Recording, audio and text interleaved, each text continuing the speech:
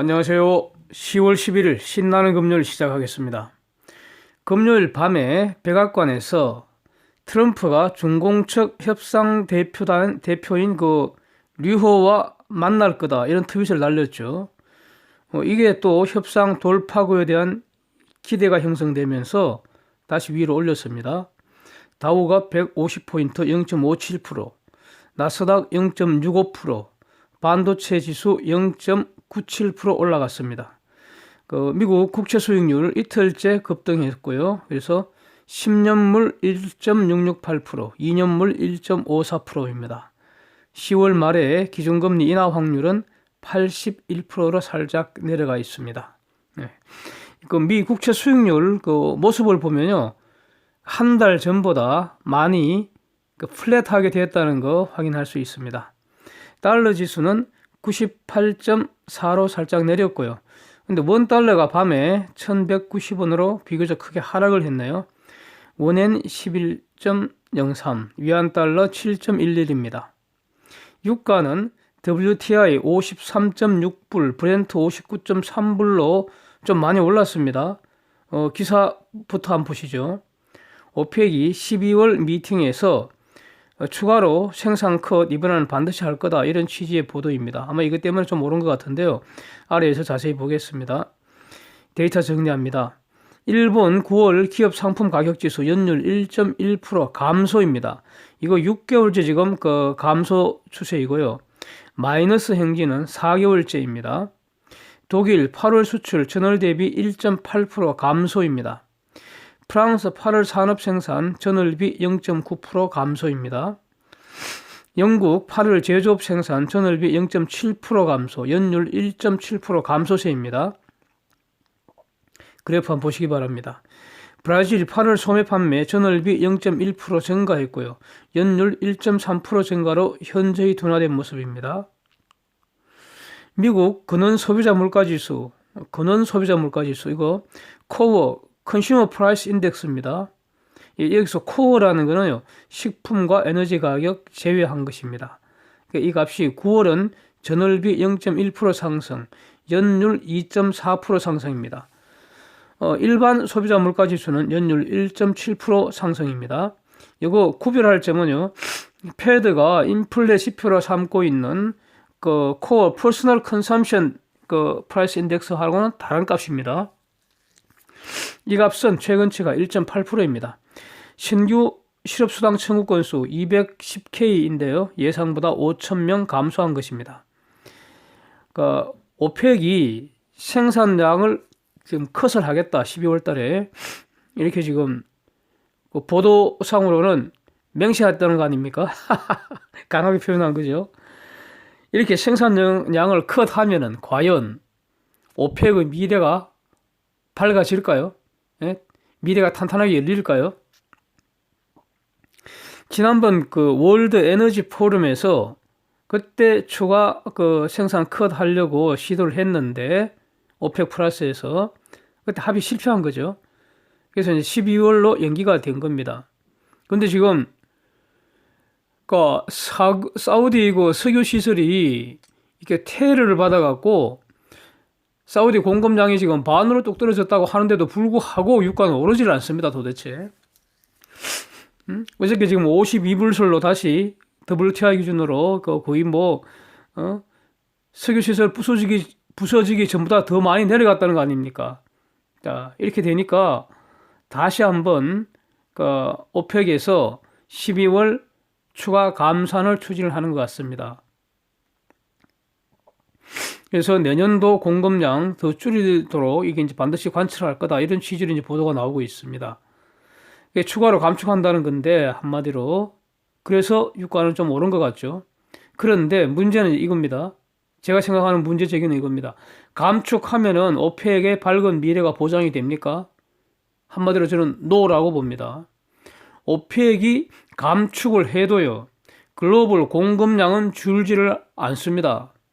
그 다음에 오펙의 또 다른 원유 수급에 대한 최근 보고서를 보면은 3개월 연속해서 오펙은 스스로 자기들이 보기에 글로벌 기름 수요가 줄어들고 있다 이렇게 자기들이 보고 있습니다. 자, 그런데 그래서 그 오펙이 생산량을 감축을 해도 글로벌 공급량은 줄질 않는다고 저는 봅니다. 왜냐하면 미국 때문이죠. 그러니까 오펙은 영향력이 많이 지금 찌그러들었다는 겁니다. 에너지 패권은 미국이 쥐고 있다는 거죠. 그러니까 셰일 혁명은 지금도 지속되고 있으니까. 그래서 그러니까 생산량을 컷을 해도 공급이 줄질 않으니까 그럼 어떻게 됩니까? 감축하면은 마켓 쉐어가 줄어드는 거 아닙니까? 오펙은 마켓 쉐어가 줄어드는 거 아닙니까? 그러면 오펙의 수입만 줄겠죠, 뭐. 그 다음에 공급을 늘려버리면 어떻게 됩니까? 오펙이 그러지 않고 그러면 가격은 폭락해서 또 오펙의 수입만 줄어들겠죠. 문제는 미국의 셰일 산업들은 수입 좀 줄어들어도 아무 지장이 없다는 겁니다. 여전히 이익을 남기고 있으니까. 그런데 오펙은 지금 그런 입장이 아니죠. 얘들은 팔아먹을 게 기름밖에 없으니까. 오펙, 러시아를 포함한 그 오펙 플러스도 마찬가지고요. 그래서 감축을 하건 늘리건 뭐 무슨 짓을 하건 이래나 저래나 그러니까 오펙은 결국 찌그러지는 길을 가고 있는 것으로 저는 제 눈에는 그렇게 보입니다. 즉 사실상 오펙은 해체의 길에 들어선 거 아닌가 저는 이렇게 보여집니다.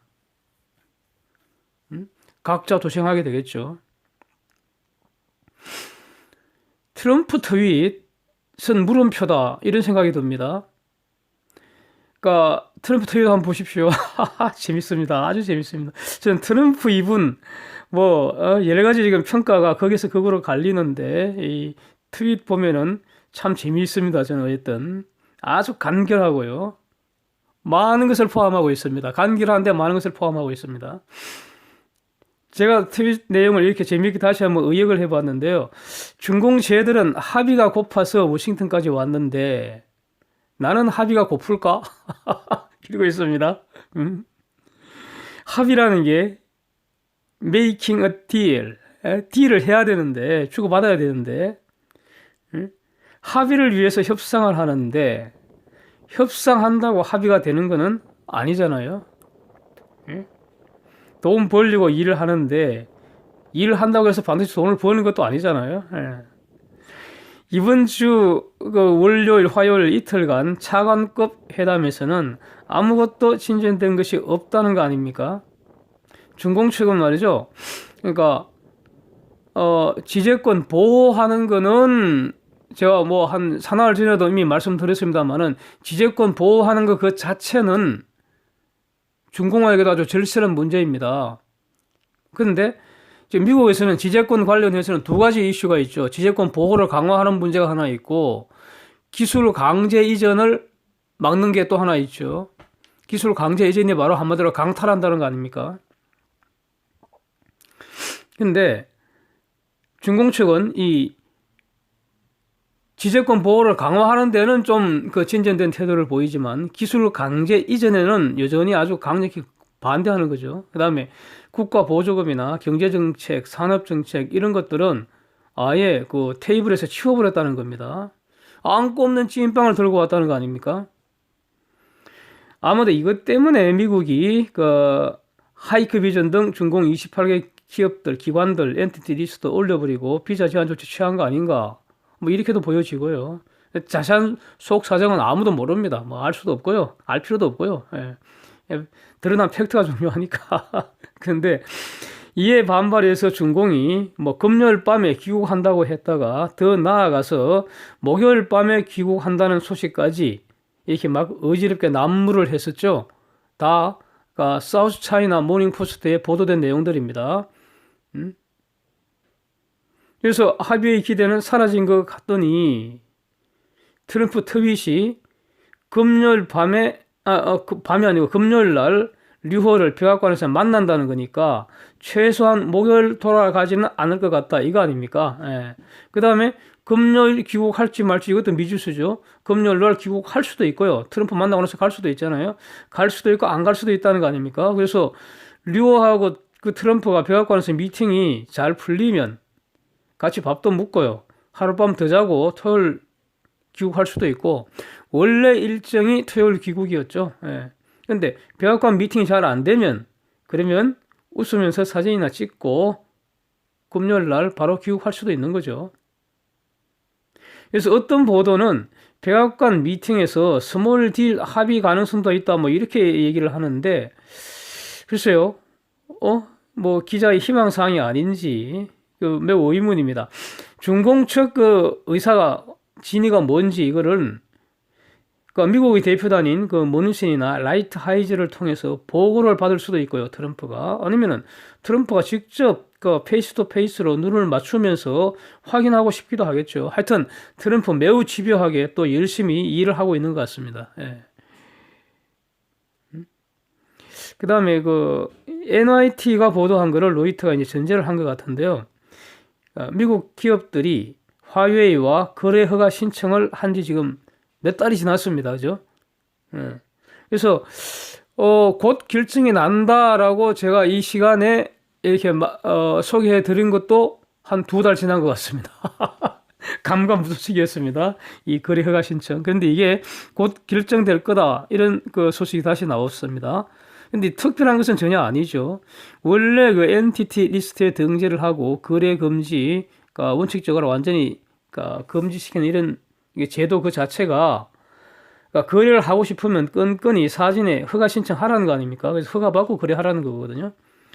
그래서 미국 상무부가 국가 안보에 위험이 없는 물품 이걸 이제 기사에서는 non-sensitive goods 이렇게 표현을 한 것 같은데요. 여기에 대해서 개별적인 거래 허가 내준다는 거 아닙니까? 그래서 이게 곧 결정이 될 거라는 이런 내용인 것 같습니다. 미국의 화웨이 제재 완화하는 것과는 전혀 무관한 것이고 오히려 제재는 정상적으로 강력하게 시행 중이라는 징표라고 봐야 할 것 같습니다. 5월에 제재되고 나서 말이죠. 이번에 허가가 나온다면은 첫 번째 허가가 나오기까지 5달 걸렸다는 거 아닙니까? 예. 그래서 화웨이한테 실질적인 도움은 전혀 되지 않을 거라고 보이고요. 여튼 뭐 구체적인 것은 발표나는 것을 보고 판단을 해야 할 것 같습니다. 예. 오늘은 여기까지 하겠습니다. 오늘도 함께 해주셔서 감사드립니다.